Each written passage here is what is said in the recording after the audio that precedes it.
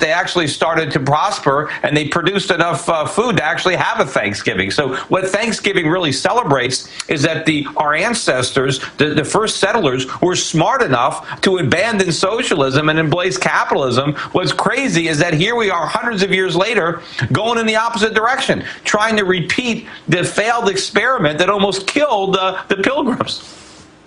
Well said. So first it was 600 million, then 700, then a billion, then 1.2, then 3 billion.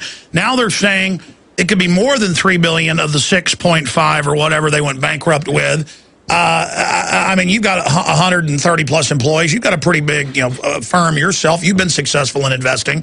Looking at, somebody who's obviously much bigger than you are and former head of Goldman Sachs, I mean, it does sound like they're insane to 40 to 1, 100 to 1, whatever it really was. 10 to 1's insane. So what is the mindset of these people? Or is there a plan to just go ahead and was he making bad bets to somebody else in an inside deal to let them keep the money? Yeah. Well, again, they have a very different business model than me. See, I don't have any debt at all. So I don't gamble, even with my own money, let alone somebody else's money or my client's money. So I just make fees. I charge commissions or fees for my services. So there's no risk there to my solvency. But what MF Global was doing was proprietary trading, borrowing up a lot of money that they can get cheap from the Federal Reserve and just gamble with it. And if the gambles pay off, I mean, Corzine probably would have made millions, maybe billions, who knows? But it did. But it didn't work, and so who gets caught holding the bag? If you didn't have this perception of too big to fail, if you didn't have the Fed out there backstopping everybody, keeping interest rates so low, guys like Corzine, they wouldn't be able to make money this way. They would be forced to make money the old-fashioned way. They'd have to earn it. Going back, Reuters even last week said this is sending shockwaves through commodities, corn, pork bellies, beef, that soybeans, farmers don't trust the system now because a lot of them had their money taken.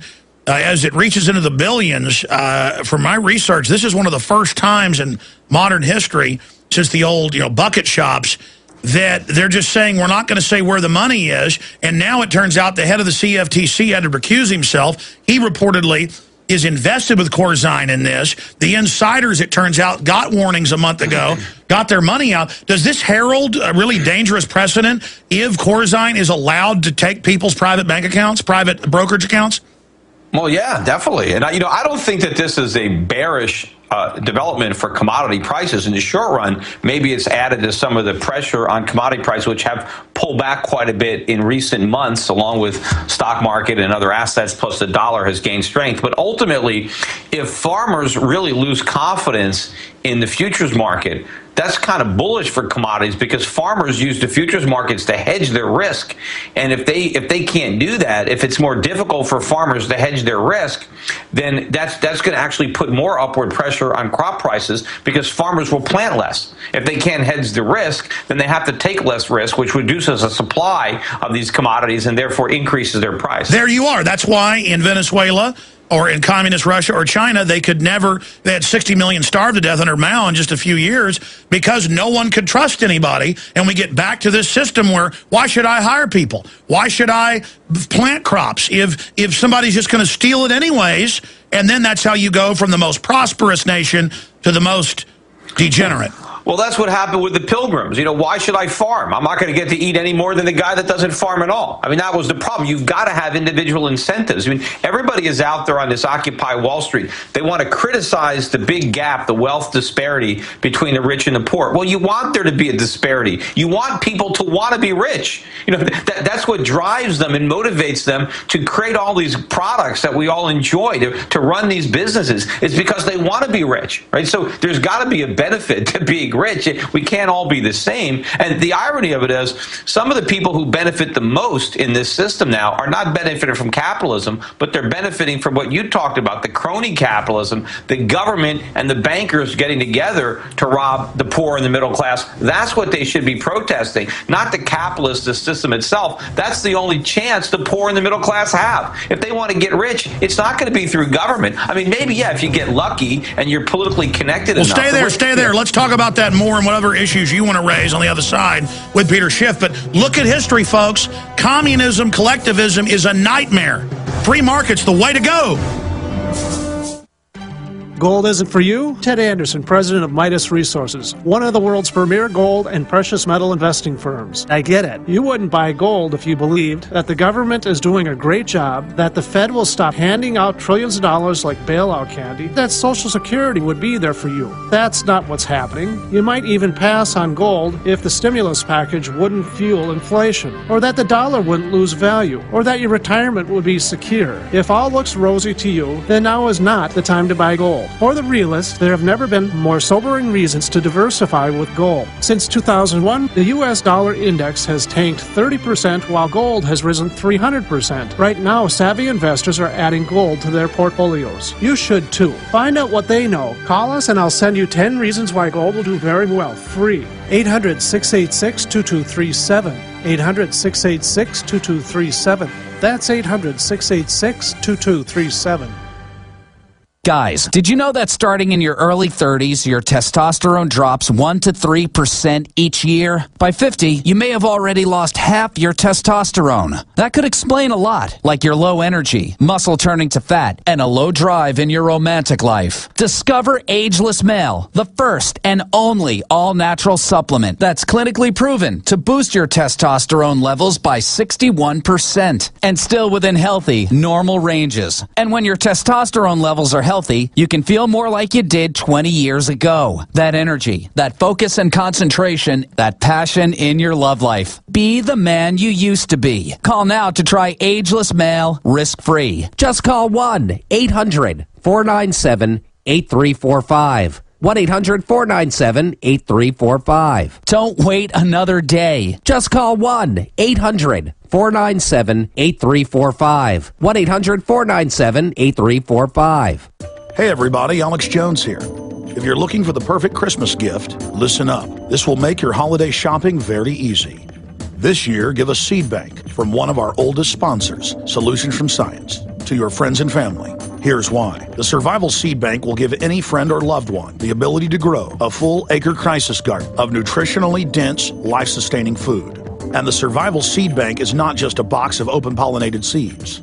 It's an indestructible, waterproof seed bank that can even be buried if we face a real meltdown. And here's the best part. All the seeds in the Survival Seed Bank go through strict germination testing, so you can be confident you're not buying old seeds. Give a Survival Seed Bank this Christmas by going to survivalseedbank.com. That's survivalseedbank.com. Or you can call 877-327-0365 to give the gift that produces an ongoing supply of life-sustaining food.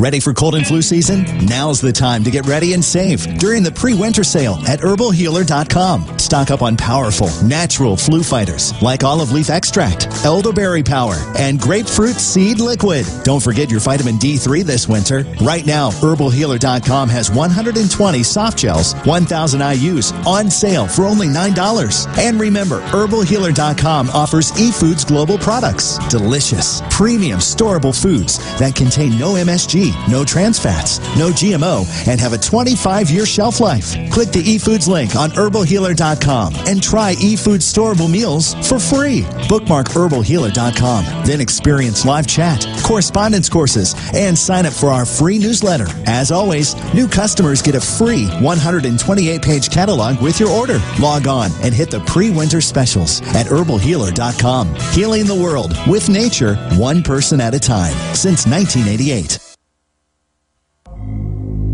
Okay, we're back live, and we're going to be taking your phone calls here in the next segment. Henry listening on XM 166 and others, and a bunch of news. Stay with us. Gerald Celente coming up in the last 30 minutes to give us an update since last week on the MF Global. Peter, in the 5 minutes we've got left, looking at Europe, looking at the crises that's happening, looking at the decisions that are being made, where do you see all this going? What's most important on your radar screen right now? Well, I think it's coming back here. Look at the weak bond auction that we had in the Bund market last week, and everybody focused in on how weak that was. Well, I think the reason that people didn't want to buy 10-year Bunds was because the yields were only 2% or just under 2%. People are starting to wake up at how ridiculous these low rates are. It wasn't that people were afraid that Germany or the ECB wasn't going to bail out the rest of Europe. I think it's more likely that they're afraid they will bail them out and print money to do it, and they're recognizing that if they're going to create a lot of inflation, that these 2% 10-year yields are too low. We've got the same situation. Our 10-year bond yields are 2%. We're creating even more inflation. In fact, in America, there isn't even a choice here. There isn't even a chance that we do the right thing. They still might do the right thing over there in Europe. I mean, there's no way we're doing the right thing. We've already said we're not cutting anything. We're just printing, because we don't even think there's a problem there. So maybe we're not too far off from a failed bond auction here in the U.S. And that's going to send a much bigger shockwave around the world if that happens than what happened in the Bund market. Well, you're right. We've seen Greenspan, we've seen Bernanke all say, there's no problem, we'll just print money. And they know where that's going, but they've just committed to it. So how do you see things breaking down then? Well, I mean, eventually the world is going to take them at their word, and printing money is a problem in and of itself. Once you tell your creditors that you're going to screw them, that you're just going to print money and pay them back with the monopoly money, then the game is over. The only reason that people around the world are buying dollars is because they don't believe that. They think we're good for the money. They think American taxpayers can actually pay enough in taxes to legitimately pay off these debts. There's no chance of that at all. So this is just a blind moment of confidence that somehow it's going to end. Someone's going to say the emperor has no clothes, and the emperor is in America. It's not over there in Europe. So what are you investing in? What are you hot on right now? Where do you see gold going? And then give us your brief take on Ron Paul. I think gold's going up, but I think the strongest looking commodity right now is oil. I mean, I've just been watching the crude oil market very closely recently, and it's been acting very, very strong, even in the face of weakening stock prices, a strengthening dollar relative to other currencies. Oil has been very strong. We're just under $100 a barrel right now, so I think oil is going a lot higher. As far as Ron Paul, I've always been bullish on Ron Paul. The question is, will enough other people get bullish on Ron Paul so that he can win? I mean, the latest anti-Romney candidate is Newt Gingrich. I think if Gingrich flames out, I can't see who's left but Ron Paul. So hopefully we can have Gingrich start to move down a little bit between now and the Iowa caucus. And who knows? I mean, if Ron Paul can win Iowa, it's not impossible. He might get a lot of media attention. And if he gets a lot of media attention, he could do a lot better in New Hampshire. He's doing pretty good right now with basically hardly any media attention. So imagine how he might do if the media actually started covering him, which they would have to do if he won Iowa. And then we'll see a repeat on a national scale of Rand Paul when they finally covered him and started demonizing him and claiming that he was sacrificing children on Mars. That's when his numbers went up even higher. So clearly, if he can win some of those key states, they won't be able to ignore him. They'll go on the attack, and they're so discredited that that'll make him only go up. Yeah, I don't really think there's much. They can try to dust off some of those old newsletters and try to say that he's racist again. But, I don't think that's going to work. I mean, they've tried it before. I think it's a pretty thin attempt to try to discredit somebody who really is a very honorable person and has a distinguished record in the House and in his personal life.